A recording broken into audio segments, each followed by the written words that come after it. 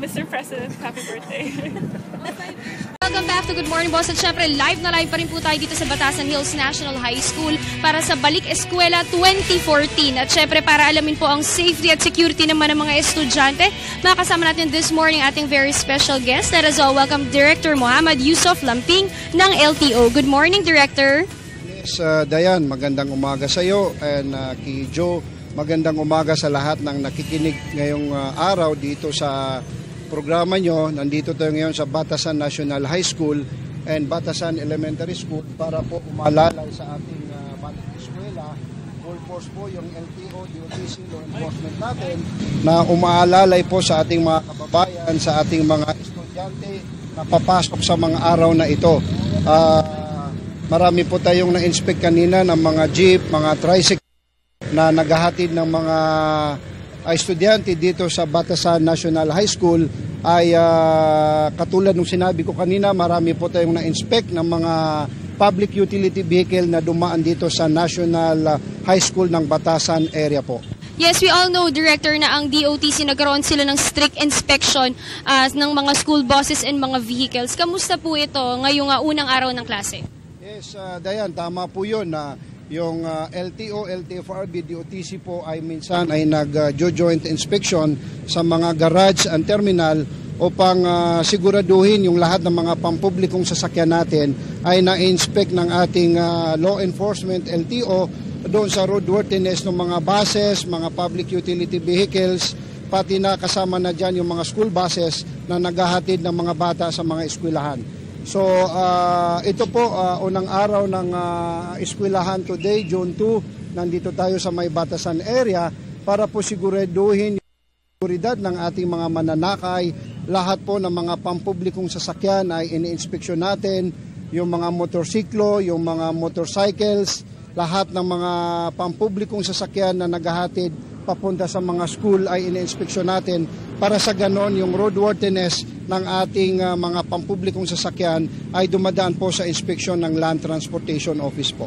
Well, speaking of inspection, napaka-importante ang kanilang safety measures ang chinek natin. Ang sabi ng DOTC, dapat importanteng meron yung seatbelt, grilled window para sa mga school buses, nandiyan yung portable fire extinguisher at first aid kit na gaano po tayo services, merong mga ganitong safety measures para po dun sa security ng mga estudyante? Yes, tama po yun, Dayan.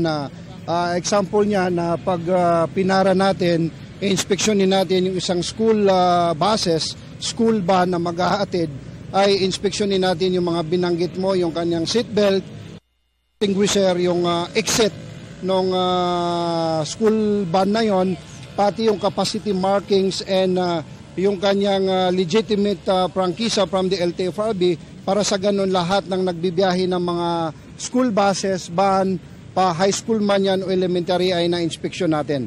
And kami po sa LTO, DOTC, law enforcement po, na we see to it yung seguridad, yung safety ng ating mga estudyante ang pakay natin dito. Ito po ay itong Balik Eskwela po ng LTO, DOTC, ito po ay direktiba ng ating DOTC Secretary Honorable Joseph Emilio Aguinaldo Abaya and LTO LTO Assistant Secretary Attorney Alfonso Tan Jr. na binigyan niya po ng direktiba lahat ng regional directors nationwide. Hindi lang po dito sa Metro Manila ang priority natin, kundi buong Pilipinas po yung pag-inspect ng ating LTO, DOTC, law enforcement nationwide para sa safety ng Balik Eskwela 2014 ng ating mga. Okay sir, so na-discuss natin yung kung paano malalaman na safe nga yung mga school bus. Paano naman sir sa mga pampublikong sasakyan? Kunyari sa mga jeep kasi yung pinakamadalas nating sakyan eh. Paano masasabi na roadworthy ang isang jeep? Para sa atin na rin mga kababayan para malaman din nila kung ligtas ba yung sinasakyan nila. Yes, tama yun Joe. Pati yung mga pampublikong sasakyan ng mga jeepney natin ay ini-inspeksyon natin. Katulad nito, nandito tayo ngayon sa may Batasan, Fairview area. Lahat na dumadaan ng mga jeep ay ini-inspeksyon natin. Pinapaalala natin sa mga drivers, mga conductors, land transport operators ng mga jeepney na sumunod po sila sa pinapatupad ng LTO, DOTC para doon sa roadworthiness, road safety ng ating mga mananakay. Pag pinara po natin yung isang pampublikong jeep ay chinichik natin yung kanyang seatbelt sa harap. yung kanyang brake light, signal light, dahil maraming mga jeep na mga depektibo yung kanyang mga signal light, headlights, taillights. Sisiguraduhin po natin na kompleto yung lahat ng mga jeep accessories ng mga pampublikong sasakyan na yan. So apila po ng LTO law enforcement sa ating mga land transport on lahat ng mga public utility vehicle. Ma-bus man yan, ma-jeep, ma-taxi, ma-UB, FX, ma-tricycle po yan. Lahat po dumaan po sila sa lahat ng pinapatupad ng Land Transportation Office para po sa ganon sa roadworthiness, road safety ng ating mga mananakay, lalong-lalo na po umpisa ngayon ng balik eskwela natin. Ang pakay natin dito sa balik eskwela na to ay para sa seguridad ng ating mga mag-aaral na sasakay po sila sa pampublikong sasakyan na makakarating sila ng safety sa mga eskwelahan. And of course, Director, hindi lang yung mga public transportation na pag-uusapan natin, pati yung mga nagmomotor na naghahatid ng kanilang mga chikiting o mga estudyante papasok ng eskwela. Kanina lamang po ay may nahuli nga dito sa likuran namin ni Joe Tamesis na walang helmet yung bata, yung estudyante. So, paano po natin ina-actionan yung ganito? Yes, tama po kayo dyan. Marami tayong nahuli ngayon na hindi nag-helmet. Kaya ito pong Oplan Balik Eskwela natin ay lahat po ng mga ini-inspeksyon natin, yung helmet, yung seatbelt, yung gumagamit ng mga motorsiklo, motorcycle. May nahuli tayong nagbumotorsiklo kanina, naghahatid ng kanyang anak sa eskwelahan na walang rehistrado yung kanyang motor. That is subject for impoundment. Bawal na bawal po yun. Nakadalawa na po tayong subject for impoundment, bagong-bago yung kanyang motorsiklo, wala namang rehistro, pati siya, wala siyang driver license, yung dalawa, tatlo, walang helmet. Kaya itong Oplan Balik Eskwela po natin ay lahat ng violations, lahat ng ini-inspect ng Land Transportation Office ay sinasama po natin. Katulad ng paggamit ng helmet ng nagmumotorsiklo ay napaka-importante po niyan. Dapat po lahat ng nagmumotorsiklo ay nag-helmet. And then yung ginagamit na helmet ay ayon sa prescribe ng DTI, nandun sa standard ng DTI yung may ICC sticker na helmet. So bawal na bawal po yung fake na sticker, bawal na bawal po yung fake na helmet. So apila po natin sa lahat ng nagmumotorsiklo, naghahatid ng kanilang mga anak sa eskwelahan ay gumamit po ng tamang pagsusuot ng helmet. And of course, Director, para pa rin dun sa mga pasaway at patuloy na hindi sumusunod, ano po ba yung mga karampatang penalty na maaari nilang makuha? Under po sa National Helmet Law, pag hindi ka gumamit ng helmet, fake ang yung helmet, walang ICC sticker yung helmet mo, ay ang first offense po niyan ay 1,500, 3,000 yung second offense, 5,000 po yung third offense with the revocation of your driver license. So medyo mabigat po yung penalty, yung hindi gumagamit ng helmet. Kaya po paalala sa ating mga kababayan, sa ating publiko na gumagamit ng siklo na naghahatid ng mga bata sa kanilang eskwelahan ay gumamit po ng tamang helmet para sa ganon yung seguridad ng kanilang anak, seguridad ng gumagamit ng motorsiklo. And then dayan, maidagdag ko rin po doon na bawal po isakay yung bata below 8 years old. Bawal po isakay yung 5, 6, yung 4 years old, yung kindergarten, yung grade 1. Yung mga preschool po ay bawal isakay sa motorsiklo para sa ganon yung seguridad ng bata na bawal siya isakay sa motorsiklo. Pwede po siya isakay sa mga motorcycle, yung mga dipasayro na mga motorsiklo, pwede po yan. And dapat po hindi rin sila mag-overloading dahil uhuli natin sila kung susobra sa 4 o 5 yung pasayro ng isang motorcycle na naghahatid ng bata sa eskwelahan. So, apila po sa ating mga kababayan na lahat na gumagamit ng motorsiklo, na gumamit po sila ng tamang paggamit ng helmet.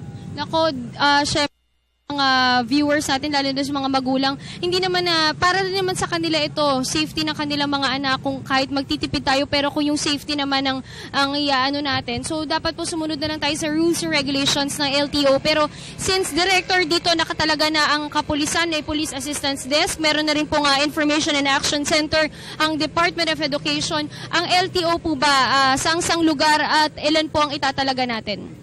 Although dayan, maganda po yan yung ginagawa ng lahat ng mga kasama natin sa gobyerno, nandito yung lahat ng different agency of the government. Nag-aalalay po dito sa Oplan Balik Eskwela. Although yung LTO, DOTC law enforcement ay umiikot po kami sa iba't ibang eskwelahan, elementary and high schools and colleges in Metro Manila. Although wala kaming permanent desk dito sa Batasan National High School, but mag-stay po yung Land Transportation Office dito sa may Batasan area. Bali, ang gagawin po ng LTO, DOTC, ang araw na ito, itong first day, ay dito kami mamalagi sa Quezon City area.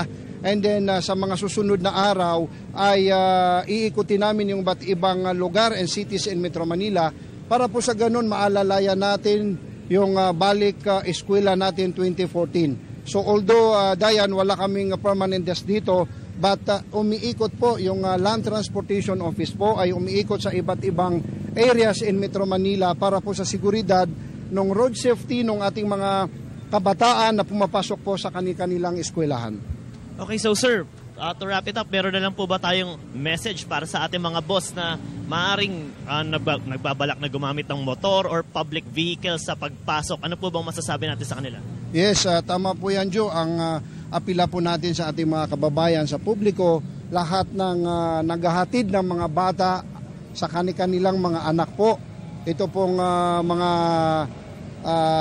pumapasok ng eskwelahan, elementary, high school or colleges, ang pakay po ng Oplan Ligtas Biyahe ng LTO, DOTC ay umalalay po sa ating mga mananakay, apila po sa mga land transport, mga pampublikong sasakyan, mga buses, jeepney, taxis, PUJs, mga motorsiklo, lahat mga private na naghahatid ng mga magulang sa kanilang mga anak sa eskwelahan, see to it po nila na nasa mabuting kondisyon po ang kanilang sasakyan, i-check nila bago sila lumabas para po maiwasan ang aksidente. Apila po ng LTO, DOTC na yung seguridad ng ating mga kababayan ang pakay natin dito. Kami po sa LTO, DOTC ay serbisyo publiko po sa ating mga kababayan. Maraming salamat po sa PTV4 sa pagbigay nyo sa amin ng ganitong informasyon. Dayan na ipapaabot po natin sa ating mga kababayan dito sa Metro Manila. Nandito po ang LTO, DOTC, Law Enforcement, and nationwide po lahat ng mga services ng LTO, DOTC, Luzon, Visayas, Mindanao po ay may direktiba po si Secretary Abaya and Assistant Secretary Attorney Alfonso Tan Jr. na kikilos po, iikot yung iba't ibang law enforcement nationwide. Buong Pilipinas po, kasama dyan ng ating mga law enforcement agency of the government na deputized ng LTO, DOTC para po dito sa Oplan Ligtas Biyahe 2014 natin. Maraming salamat po. Ayan, Joe, nakita naman natin, it's really good to know that different government agencies are doing their best na talagang ma-implement yung mga ganitong klase ng mga proyekto para naman sa safety and security ng mga students. At syempre, para sa mga magulang, gawin natin yung part natin at makipag-cooperate tayo. So again, thank you so much for joining us this morning. That was Director Mohamed Yusuf Lamping ng LTO. Back to studio.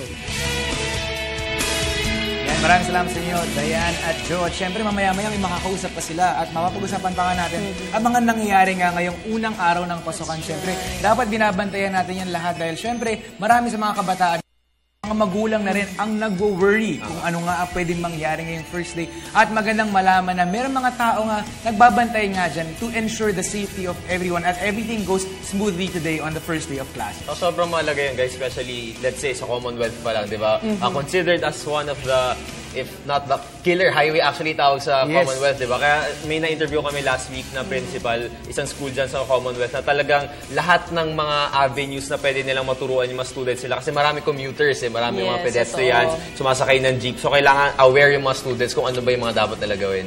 Right. Actually, ngayon nga first day, no, ramdam ko na yung traffic kanina going to dito sa opisina so because of the first day of classes. But again, meron naman mga alternative routes na kanina nga diniscuss, di ba? At mga tips din na natutunan natin this morning.